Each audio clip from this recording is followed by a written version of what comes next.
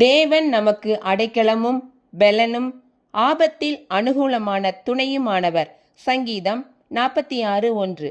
இந்த வசனத்தின் அடிப்படையில் தேவன் நம் வாழ்க்கையில் எவ்வாறு செயல்படுகிறார் என்று 3 முக்கிய கருத்துக்களை பைபிளில் இருந்து பார்க்கலாம்.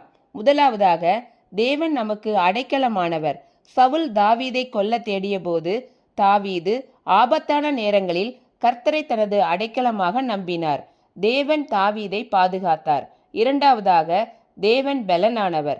செங்கடல் முன்னும் பார்வோனின் படை பின்னும் வந்தபோது தேவன் மோசேக்கு பெலனாக இருந்து செங்கடலை பிளந்து இஸ்ரவேல் மக்களுக்கு வழியை ஏற்படுத்தினார்.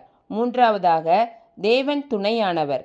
தானியேலை சிங்கக்கெபியில் போட்டபோது தேவன் தமது தூதனை அனுப்பி தானியேலை பாதுகாத்தார்.